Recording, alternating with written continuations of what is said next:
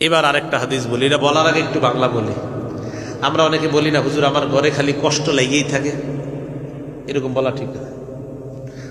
আপনি অসুস্থ হয়েছেন, আপনার ছেলে অসুস্থ হয়েছে, আপনার মেয়ে অসুস্থ হয়েছে, আপনার আব্বা আম্মা অসুস্থ হয়েছে, এরকম অসুস্থ হওয়ার পর তখন আপনি ইমাম সাহেবরা এসে বললেন, আর বললেন না ভালো নাই কেন? আমার জ্বর হয়েছে। আমি ভালো হওয়ার পর বিবি রয়েছে, বিবি ভালো হওয়ার পর ছেলে রয়েছে, ছেলে ভালো হওয়ার পর মেয়ে রয়েছে, আর বললেন না বালা মুসিবত লাগেই থাকে করে। এরকম মাঝে মাঝে হয় না? নবীজি সাল্লাল্লাহু আলাইহি সাল্লাম কি বলে দেখেন, তিরমিজি শরীফের 2399 নম্বর হাদিস। ক্বালা রাসূলুল্লাহ সাল্লাল্লাহু আলাইহি ওয়াসাল্লাম, নবীজি বলেন, মা ইয়াজালুল বালাউ বিল মুমিনি ওয়াল মুমিনাত, ইমানদার নারী পুরুষের জীবনে যদি বালা মুসিবত লেগে থাকে, মুমিন নারী পুরুষের জীবনে যদি বালা মুসিবত লেগে থাকে, লেগে থাকার পর ওই মুমিন কারো কাছে কিছু বলে না। ফি নাফসিহি, এক নাম্বার হতে পারে বিপদটা আপনার নিজের, দুই নাম্বার ওয়ালাদিহি হতে পারে আপনার সন্তানের কোনো বিপদ, ওয়ামালিহি হতে পারে আপনার সম্পদের কোনো বিপদ। আল্লাহ নবী বলেন, হাত্তা ইয়ালকাল্লাহ ওয়া মা আলাইহি খাতিআ, একের পর এক বিপদ মুমিনের জীবনে লেগে আছে, মুমিন কাউকে বলে না। আল্লাহর নবী বলেন, এই মুমিন যখন আল্লাহর সাথে সাক্ষাৎ করবে, এমন অবস্থায় সাক্ষাৎ করবে তার জীবনে কোনো গুনাহ থাকবে না। কাউরে না বইলা আল্লাহরে বললেন। আচ্ছা বলেন তো, আপনারা যে মানুষে বলেন বিপদ ছাড়ে না, বালা মুসিবত দূর হয় না, এটা বললে লাভ হয় কি? দূর হয়েছে? এটা যে আমার যে বলছেন বিপদ দূর হয়েছে, তাহলে বিপদ লেগে থাকলে আল্লাহরে বলেন। নবীজি বলেন, এই বিপদ আসতেছে একের পর এক, একের পর এক, একটু ধৈর্য ধরো, মারা গেলা গুনাহ মুক্ত নিষ্পাপ আল্লাহর সাথে সাক্ষাৎ করবে। মুসলিম শরীফের হাদিস 6462 নাম্বার হাদিস। হাদিসটা মন দিয়ে শোনেন কি বলে। عن أبي سعيد وأبي هريرة رضي الله تعالى عنهما أنهما سمعا رسول الله صلى الله عليه وسلم يقول, নবীজির বিখ্যাত দুইজন সাহাবা আবু হুরায়রা, আবু সাঈদ দুইজন বলেন, তারা আল্লাহ নবীকে বলতে শুনলেন, মা ইউসিবুল মুমিনা মিন ওয়াসাবিন ওয়ালা নাসাবিন ওয়ালা সাকামিন ওয়ালা হাজানিন হাত্তাল হাম ইউহাম্মু ইল্লা কুফিরা বিহি মিন সাইয়্যাতিহি, কোন মুমিনের জীবনে কষ্ট, দুঃখ, দারিদ্রতা, অভাব অনটন, বালা মুসিবত লাগে, এমন কি আপনি আমাকে হঠাৎ একটা কথা বললেন, কথা বলার পর আমি একটু ভাবলাম এটা কি হইল, বিষয়টা ঠিক না, একটু ভাবছেন আপনি। আল্লাহ নবী কয়, এই যে সামান্য সময় তুমি একটু ভাবলা, এই কারণেও তোমার জীবন থেকে কুফিরা বিহি মিন সাইয়্যাতিহি, তোমার গুনাহগুলা ঝরে পড়ে যায়।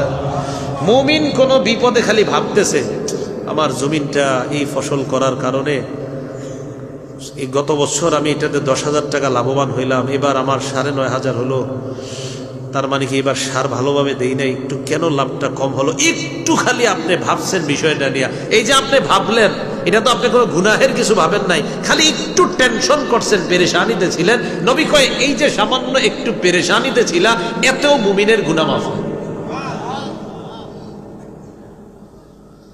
তাহলে মুমিনের এই কারণে যদি গুনাহ মাফ হয়, সন্তান জন্মের সময় মারা গেলে ধৈর্য ধারণ করলে গুনাহ মাফ হওয়ার সম্ভাবনা কম না অনেক বেশি? তিরমিজি শরীফের 1021 নম্বর হাদিস।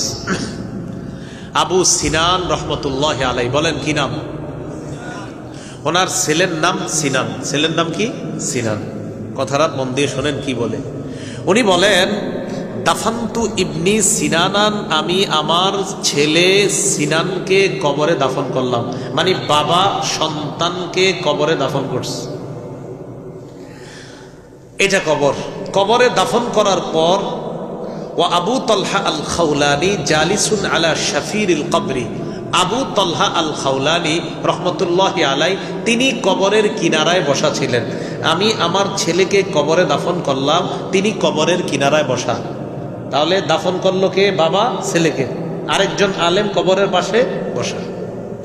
ফালাম্মা আরাদতুল খুরুজা, আমি যখন কবর থেকে বের হতে চাইলাম,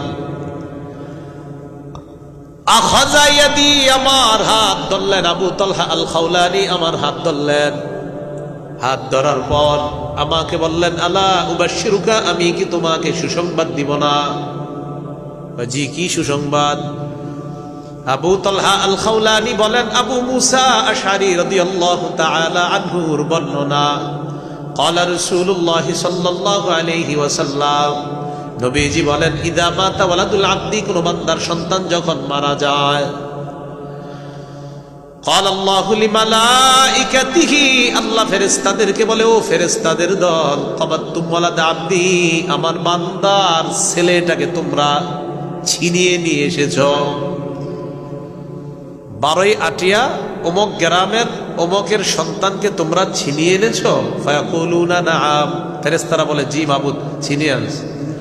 এরপর আল্লাহ বলেন, ক্বাবাতুম ফুআদা সামারাতা ফুআদিহি, অমুক এলাকার অমুকের কলিজার টুকরাটা তোমরা ছিনিয়ে আনলা।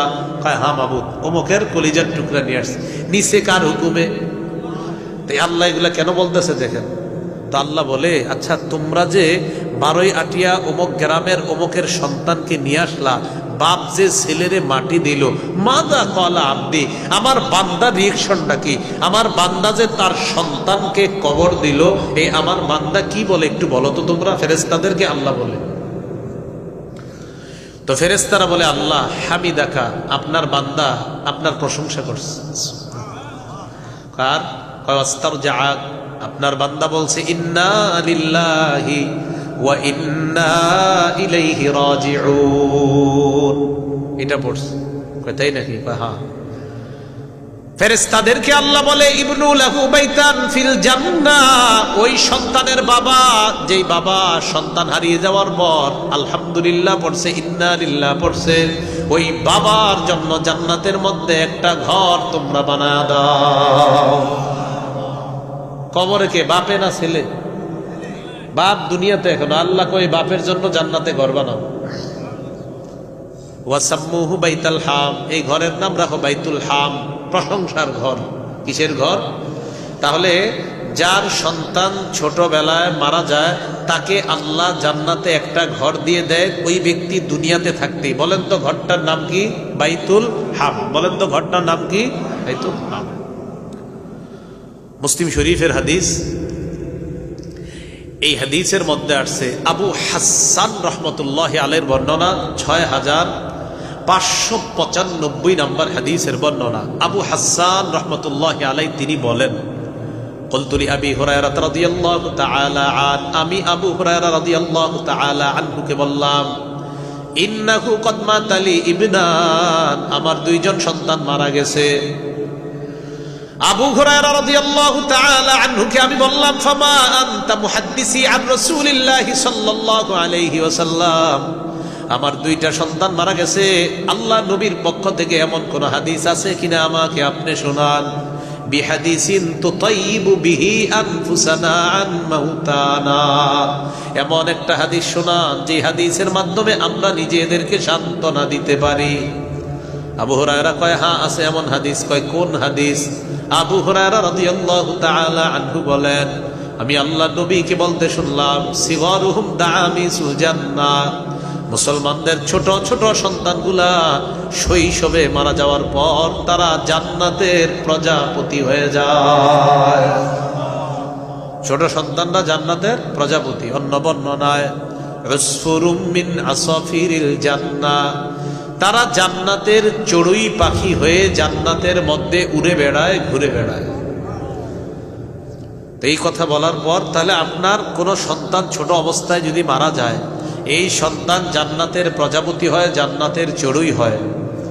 এরপর হাত্তা ইয়াতালাক্কা আহাদুহুম আবাহু আও আবাওয়াইহি, দেখেন কি বলে, পরবর্তীতে বাবা মারা যাওয়ার পর ওই সন্তান বাবা মার সাথে সাক্ষাৎ করার পর ফায়াখুযু বিসাওবিহি আও বিয়াদিহি, ওই সন্তান বাবার কাপড় ধরে, মায়ের কাপড় ধরে, আঁচল ধরে, কামা আখুযু আনা বিসনিফাতি সাওবিকা হাযা, তাকান আমার দিকে, এই যে দেখেন কাপড়ের, এই যে দেখেন।